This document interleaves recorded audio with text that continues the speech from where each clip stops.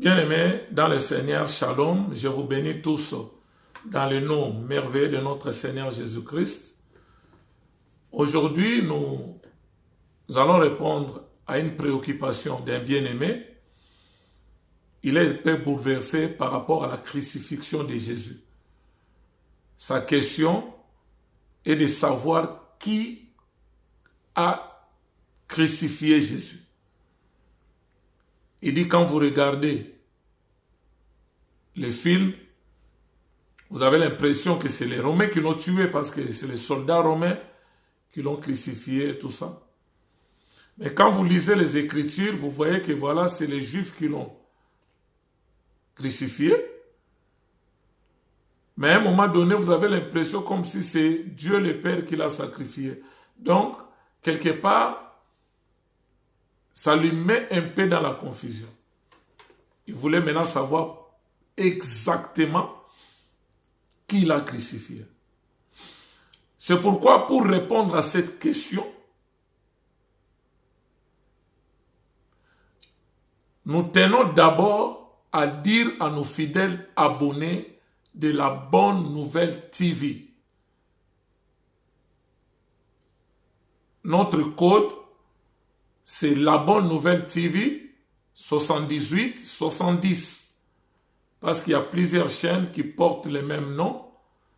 Bon, peut-être pour nous différencier des autres, c'est YouTube qui nous a donné le code 7870.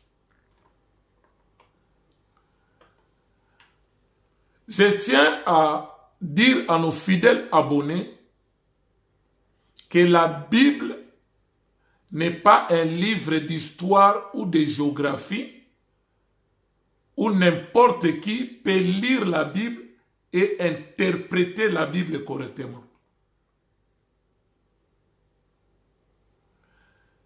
Celui qui interprète la Bible, ce n'est même pas nous, mais c'est le Saint-Esprit au travers des hommes. Parce que la Bible dit, c'est poussé par l'Esprit que les hommes ont parlé de la part du Seigneur.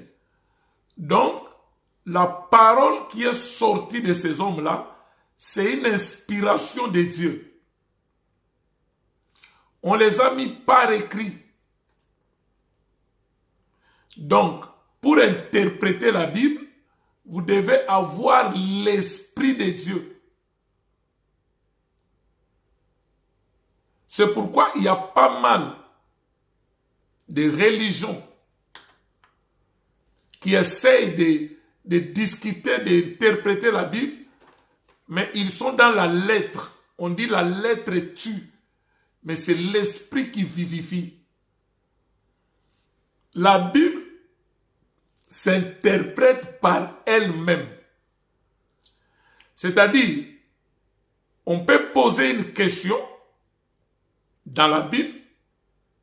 La même question, vous trouverez la réponse dans la Bible. Donc, elle s'interprète par elle-même. Mais je veux aussi dire une chose.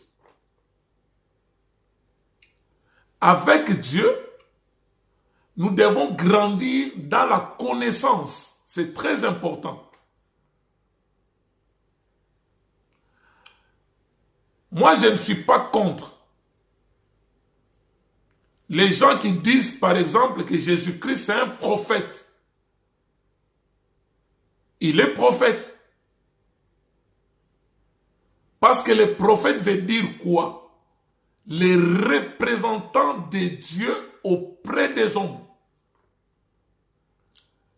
Et ceux qui disent qu'il est Dieu, il est fils de Dieu,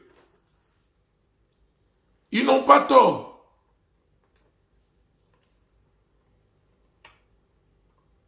Parce qu'on vous dira, car Dieu a tant aimé le monde, il a donné son Fils unique.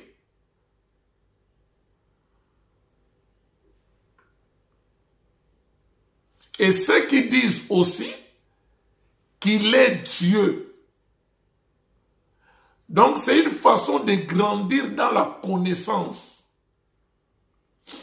C'est comme un enfant, quand il est à l'école maternelle.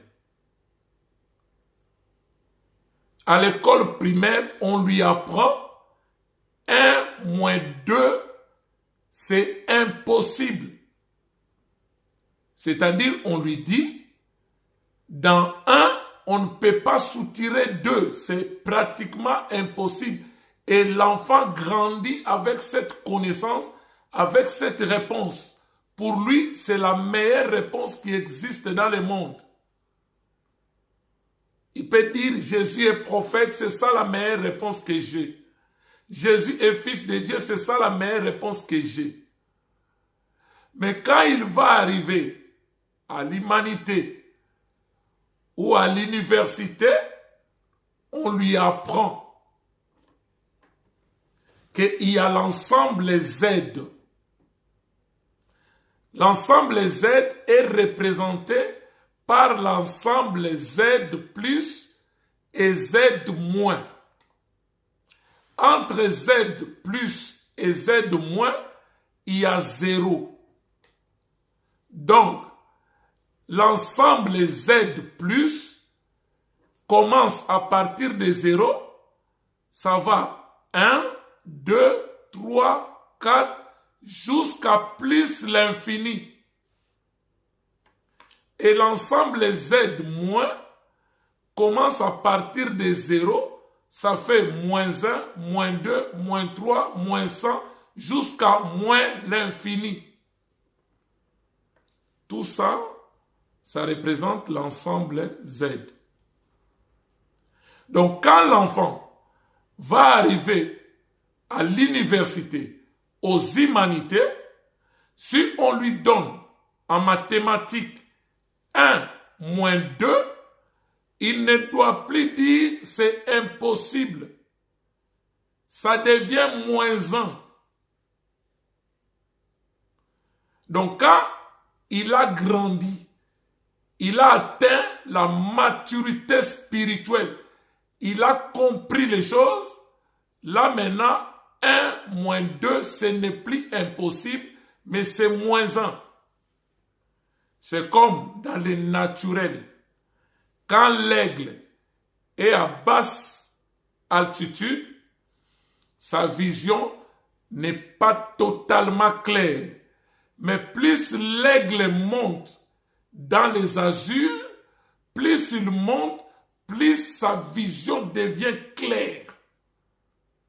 Donc ça veut dire, plus nous grandissons dans la parole de Dieu, jusqu'à atteindre la stature parfaite de Christ, jusqu'à arriver à la maturité spirituelle, plus nous grandissons, plus nous comprenons Jésus-Christ dans une autre dimension. C'est très important. Maintenant, pour répondre à la question du frère, quand nous allons dans Matthieu 27, vous prenez les versets 15 à 26.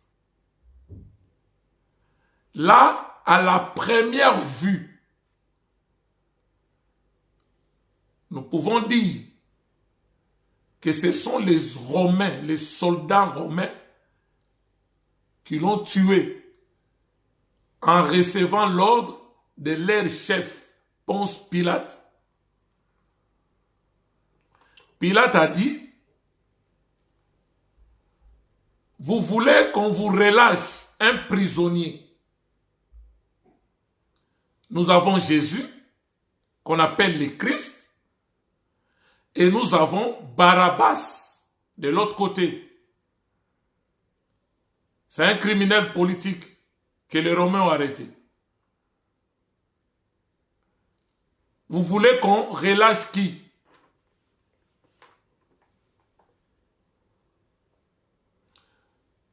Et ils ont dit, libérez Barabbas, crucifiez Jésus. Donc, au moment où les soldats romains ont reçu l'ordre d'amener Jésus pour être crucifié, on a l'impression comme si c'est des Romains qui l'ont tué. Or, la décision que Ponce Pilate a eue était influencée.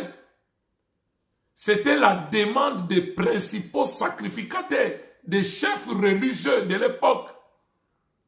Donc, ça nous ramène à la deuxième vue. Nous voyons que c'était des juifs, des chefs religieux qui avaient demandé cela. Maintenant, pour crucifier Jésus, la raison religieuse n'était pas suffisante. Il fallait lui trouver une raison politique pour lui mettre en conflit avec des Romains, parce qu'à l'époque, Israël était sous l'emprise romaine. Et vous allez voir, pour la raison religieuse, on peut prendre un verset. Dans l'évangile de Jean, vous prenez le verset 33 jusqu'au verset 38. Jésus leur a dit ceci. Pourquoi voulez-vous me lapider? À cause des bonnes œuvres que je fais? À cause des bonnes œuvres que vous voyez? Ils ont dit non. Ce n'est pas à cause des bonnes œuvres que nous voulons te tuer, nous voulons te lapider. Mais parce que toi, tu es un homme et tu te fais passer pour Dieu. C'est un blasphème. Ça mérite la mort. Mais nous ne pouvons pas te lapider de peur que nous puissions avoir des problèmes contre les autorités romaines. Ils vont nous accuser de meurtre. Mais nous allons t'amener auprès des responsables romains pour demander ta crucifixion. Maintenant, la raison religieuse n'était pas suffisante. Il fallait lui chercher, lui trouver maintenant une raison politique. Maintenant, dans la raison politique, on va lire un texte. Évangile de Jean au chapitre 18. Je prends le verset 29 jusqu'au verset 37. Écoute ce que dit la parole de Dieu. Pilate sortit donc pour aller à eux. Il dit, quelle accusation portez-vous contre cet homme? Il y répondit, ce n'est pas un malfaiteur. Nous ne te l'aurons pas livré. Sur quoi Philippe leur dit, prenez-le vous-même et jugez-le selon votre loi. Les Juifs lui disent, il ne nous est pas permis de mettre personne à mort. C'était enfin que s'accomplisse la parole que Jésus avait dit, qu'il indiquait de quelle mort il devrait mourir. Pilate rentra dans les prétoires, appela Jésus et lui dit, est-il le roi des Juifs? Jésus répondit, est-ce de toi-même que tu dis cela? Ou d'autres te l'ont dit? Dis-le-moi. Pilate répondit, moi, je suis juif. Ta nation, les principaux sacrificateurs t'ont livré à moi. Qu'as-tu fait?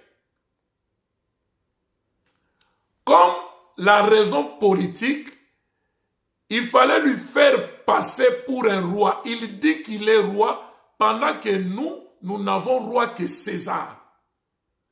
Donc c'était pour lui mettre en conflit avec les Romains et ça donnera maintenant raison religieuse. Il s'est dit Dieu, donc là c'est contre nous, les principaux sacrificateurs juifs.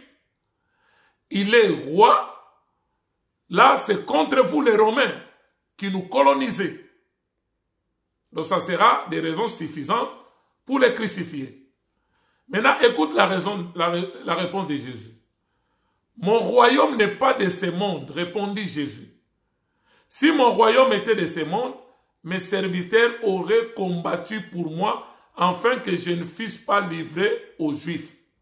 Mais maintenant, mon royaume n'est point d'ici-bas. Pilate lui répondit, es-tu donc au roi? Jésus répondit, tu l'as dit, je suis roi. Je suis né et je suis venu dans le monde pour rendre témoignage à la vérité.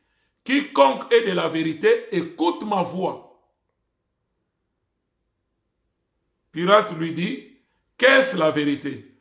Après avoir dit cela, il sortit de nouveau pour aller vers les Juifs et il leur dit, je ne trouve aucun crime en lui. Mais comme c'est parmi vous une coutume que je vous relâche quelqu'un à la fête de Pâques, voulez-vous que je vous relâche le roi des Juifs? Alors de nouveau tous s'écrièrent, non pas lui, mais Barabbas. Or Barabbas était un brigand. Donc par là, nous avons compris par rapport à la question de notre bien-aimé, c'est les Juifs qui ont réclamé la crucifixion de Jésus.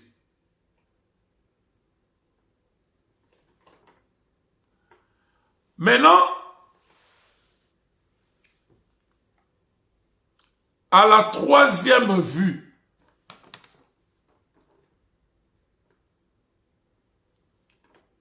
nous voyons que c'est le Père qui l'a crucifié.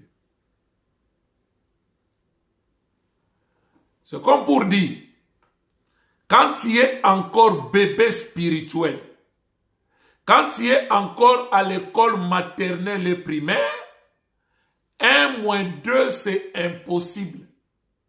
Donc tu peux dire, c'est les soldats romains qui l'ont tué. Tu peux dire, c'est les Juifs qui l'ont tué. Mais quand tu vas arriver à l'université, 1 moins 2 n'est plus impossible, c'est moins 1. Là, vous avez atteint la maturité. Maintenant, dans Jean chapitre 3, le verset 16, la Bible dit quoi? Car Dieu a tant aimé le monde, il a donné son Fils unique. Il l'a donné où? À la croix. Donc c'est le Père qui a crucifié son Fils, afin que quiconque croit en lui ne périsse point, mais qu'il ait la vie éternelle. Quand vous allez dans Ésaïe au chapitre 53, je prends le verset 10. Ésaïe prophétise en disant ceci. Il a plu à l'Éternel de les briser par la souffrance. Or, le fait de les briser par la souffrance, c'est la mort à la croix, c'est la crucifixion de Jésus. Et c'était un plaisir pour Dieu. Or, nous savons que tout parent ne peut pas accepter la mort de son enfant.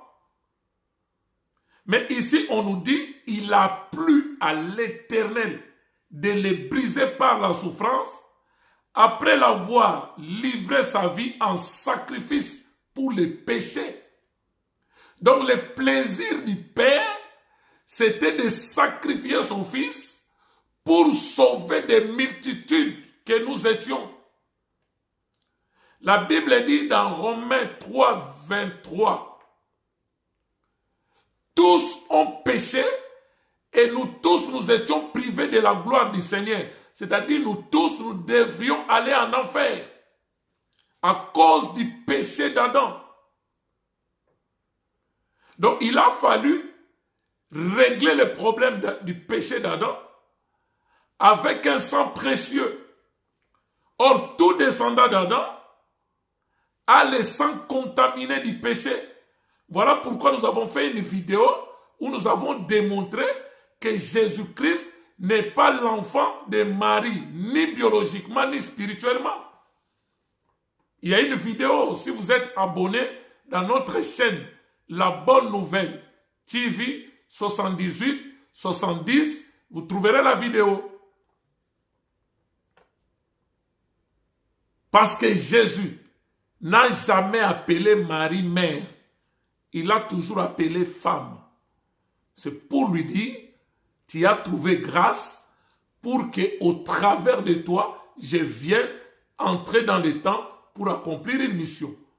Quand vous allez dans Apocalypse chapitre 1er, la Bible dit, au chapitre 5, la question a été posée. Qui est digne de prendre les livres, de regarder les livres, d'ouvrir les livres et d'en rompre les sceaux, c'est-à-dire pour donner solution à l'humanité? On dit quoi? Il n'y avait personne dans le ciel, aucun ange n'était digne. Sur la terre, aucun humain n'était digne. Sous la terre, aucun mort n'était digne. Et la Bible dit, j'en plairai. Là, je suis à Apocalypse 5. Il plairait pourquoi? Parce que s'il n'y a personne pour résoudre ces problèmes, nous tous nous irons en enfer. Pendant que Jean plairait, la Bible dit, un des vieillards lui dit, ne pleure point. Voici. On lui a présenté qui? Les lions de la tribu de Juda. Les rejetons de David a fait quoi? A vaincu pour prendre les livres, d'ouvrir les livres et d'en rompre les sceaux. Il a vaincu parce qu'il a affronté la mort. Et il a vaincu la mort et le séjour des morts. C'est lui qui a apporté la solution à l'humanité. Il a versé son sang précieux pour faire l'expiation du péché.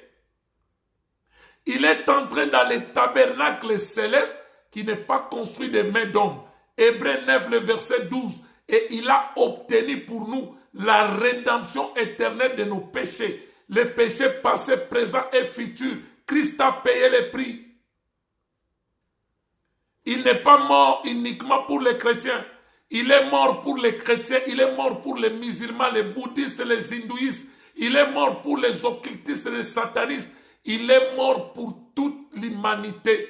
Il a payé le prix. Mais les bénéficiaires de l'œuvre salvatrice de la croix, c'est ceux qui croient en lui. C'est ceux qui l'acceptent comme Seigneur et Sauveur. Ils obtiennent, ils bénéficient. Mais ceux qui vont rejeter le prix du paiement de leurs péchés, ils finiront en enfer.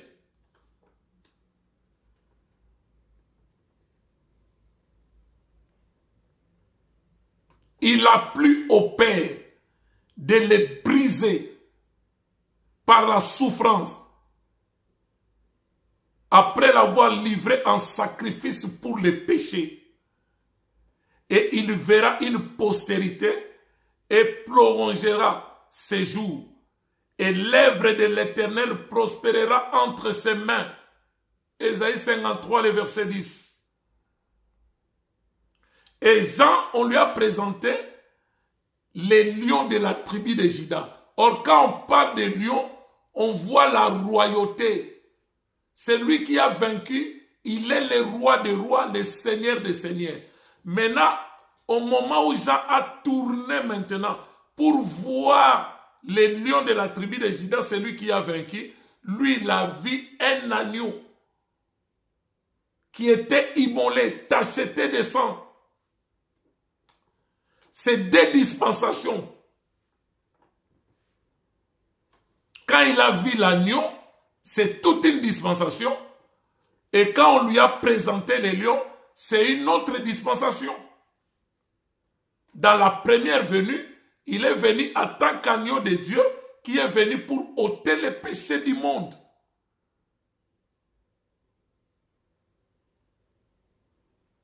Et cet agneau devait passer en sacrifice. Lui qui était innocent, il devait porter les péchés de l'humanité tout entière et à la croix, il est devenu péché. C'est pourquoi la Bible dit dans Ésaïe 53, il n'avait ni beauté ni éclat pour attirer nos regards. Mais à la croix, ce sont de nos souffrances, de nos péchés qu'il s'est chargé à la croix. Et il est devenu péché, pas péché. Parce que lui, il a été tenté comme tout homme, sans commettre moindre péché. Mais il devrait porter le péché des hommes. Devenir péché et subir les châtiments du Père. C'est pourquoi la Bible dit, il a plu au Père de les briser par la souffrance à la croix. Or, les sentiments du Père, c'est quoi? C'est pour sauver les hommes. L'homme qu'il a créé à son image et selon sa ressemblance.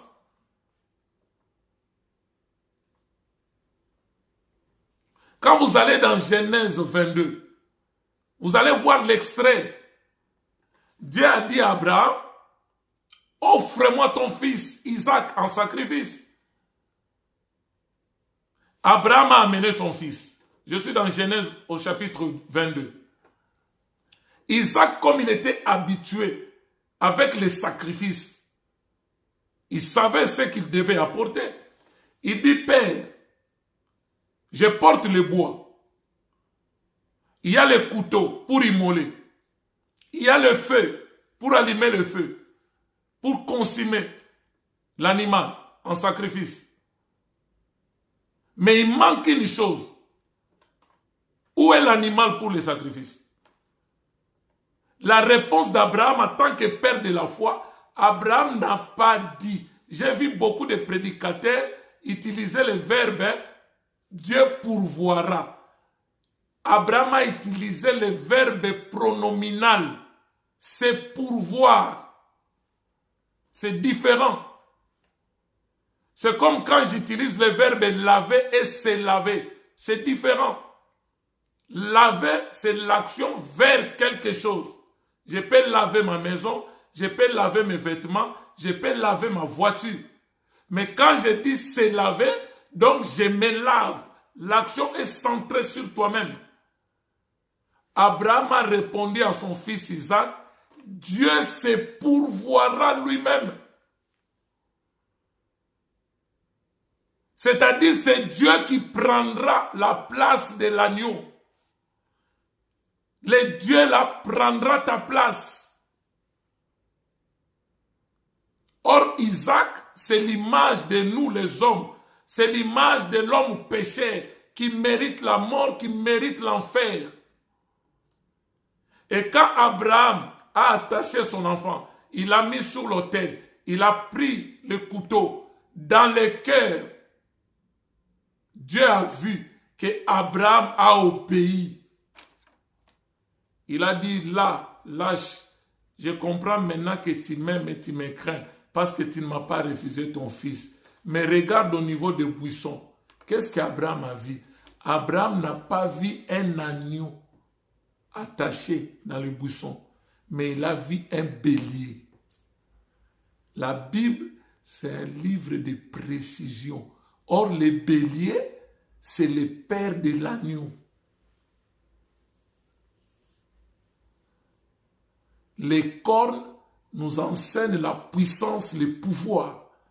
Maintenant, comme il avait des cornes attachées, cela revient à dire le père, dans sa faiblesse, c'est le fils. C'est pourquoi la Bible dit dans Philippiens 2, vous commencez au verset 5 jusqu'au verset, je crois, 10, ayez les sentiments qui étaient en Jésus-Christ, existant en forme de Dieu, n'a pas tenu compte de son égalité avec Dieu. Il n'a pas pris ça comme une proie à arracher pour réclamer, mais il s'est dépouillé, prenant la forme d'un serviteur. Il est paru comme un simple homme, mais dans le but d'accomplir une mission. Donc la réponse d'Abraham, que Dieu se pourvoira lui-même, c'est-à-dire Dieu prendra ta place, Isaac.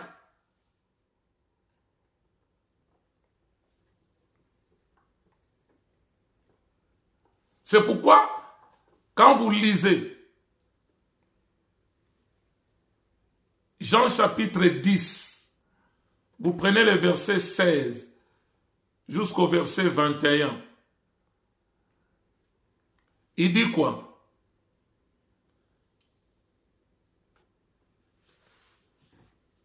Là, on peut dire c'est comme à la 4e vue, c'est comme ce n'est pas le Père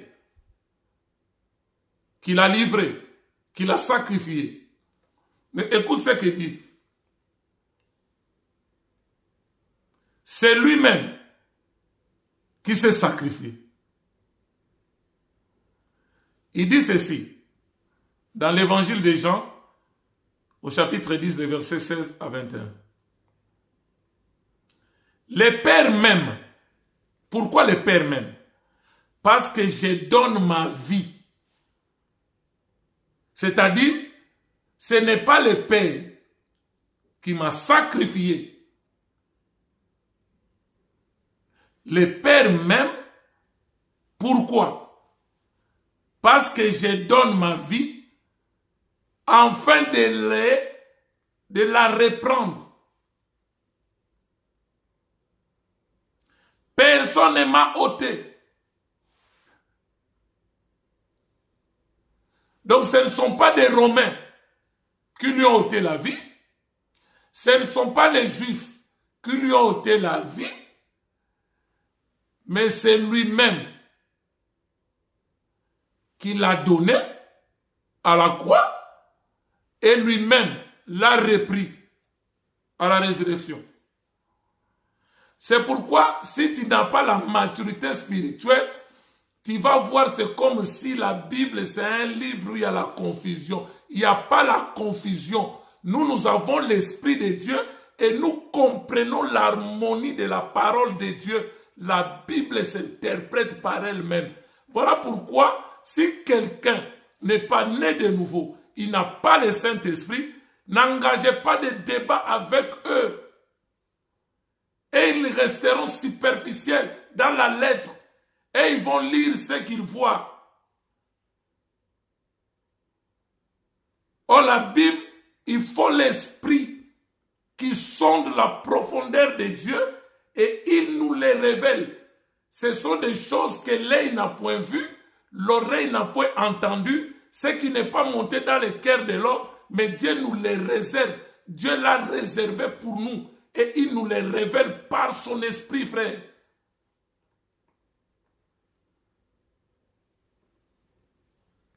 Jésus dit, personne ne m'a ôté la vie. Je l'ai donné de mon propre gré et je l'ai repris. Donc il s'est mis en mort et il s'est ressuscité.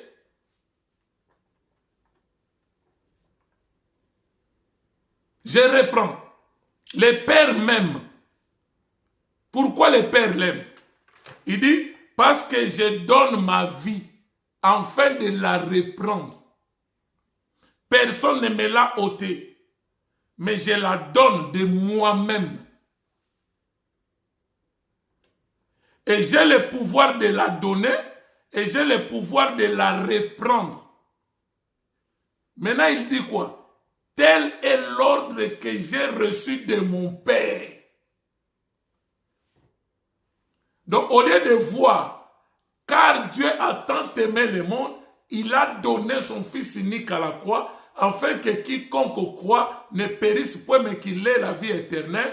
Il faut le voir comme ça. C'est-à-dire, le Père a aimé le Fils parce que le Fils s'est porté garant. Il a dit, ô Père, tu n'as agréé ni sacrifice, ni offrande, ni holocauste pour le péché. Hébreux 10, mais tu m'as formé un corps pour, oh Dieu, faire quoi? Ta volonté. Oh, la volonté du Père, c'est quoi? Viens maintenant pour racheter les hommes. Mourir à la place des hommes. Maintenant, en tant que fils, existant en forme de Dieu, n'a pas tenu compte de son égalité avec le Père. Il n'a pas pris ça comme une proie à arracher pour réclamer que je suis égal au Père. Mais il s'est humilié. Il prend la forme d'un serviteur pour accomplir la mission. La mission là, c'est selon la volonté du Père. Tel est l'ordre que j'ai reçu de mon Père. Il y eut de nouveau, à cause de ces paroles, division parmi les Juifs. Ils ne peuvent pas les comprendre. Ça les a mis dans la confusion. Mais comment il peut dire ça? Écoute ce qu'ils ont dit. Plusieurs d'entre eux disaient, il y a un démon. Il a un démon.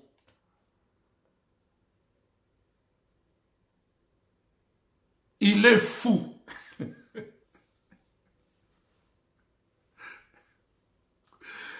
Ah, Jésus soit béni. Pourquoi l'écoutez-vous? Mais d'autres, parce que tout le monde ne peut pas être du mauvais côté, mais d'autres,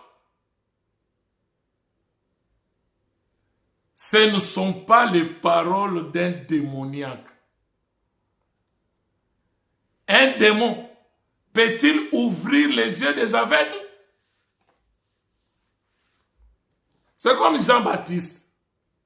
C'est Jésus qui l'a envoyé. Mais il dit quoi? La personne qui m'a envoyé m'a dit, la personne sur qui tu verras poser le Saint-Esprit, c'est celui-là le Messie. Dans le Jourdain, le Fils dans l'eau, lui-même il avait déjà la sensation que je ne suis pas digne. Mais il a vu la colombe descendre. Les gens qui étaient dans les Jourdains n'ont pas vu. C'était le signe que Dieu avait donné à Jean-Baptiste pour reconnaître, pour avoir la confirmation du Messie. Et le ciel a parlé. Celui, c'est mon fils bien-aimé, en qui j'ai mis toute mon affection. Écoutez-le. Mais quand on l'a arrêté, il est en prison. Il a perdu espoir. Parce que la conception du Messie, il viendra nous libérer de la tyrannie romaine. Or, lui, il dit, mon royaume n'est pas de ce monde. Du coup, Jean-Baptiste a dit à ses disciples, allez demander à Jésus si c'est lui le Messie qu'on attendait ou nous pouvons espérer à un autre. Jésus lui a ramené dans la prophétie. Allez dire à Jean ce que vous voyez et vous entendez. Les boiteux marchent, les paralytiques marchent, les aveugles voient. La bonne nouvelle est annoncée. Il a ramené dans Luc 4, 18. L'Esprit du Seigneur est sur moi parce qu'il m'a oint pour Rendre libres les opprimés, c'est rendre libres les opprimés spirituels que le diable a tenus captifs. Ce n'est pas de les libérer en prison, faire des débats politiques avec les Romains pour réclamer l'indépendance. Non. Son royaume n'était pas de ce monde. À Gethsémani, quand les soldats sont venus pour l'attraper, là je suis dans Jean chapitre 18, les versets 4 à 11. Jésus a posé la question, qui cherchez-vous? Ils ont dit Jésus de Nazareth. Il dit, je le suis, moi qui vous parle. Ils sont tombés. Des fois, ils sont tombés. Pourquoi ils tombent? C'est pour dire personne n'avait le pouvoir de l'arrêter. Mais il a dit ceci, cette terre-ci est à vous et à la puissance des ténèbres. Je vous laisse faire. Il s'est laissé qu'on l'amène. Et il pensait que c'est eux qui allaient les tuer. Pourtant, c'est lui-même qui a donné sa vie et il devrait les reprendre à la résurrection.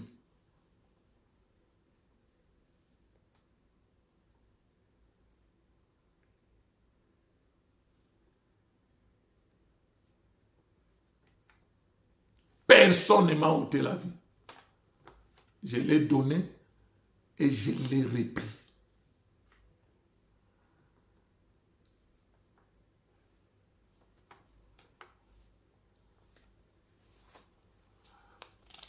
Donc, j'espère que notre bien-aimé a eu sa réponse.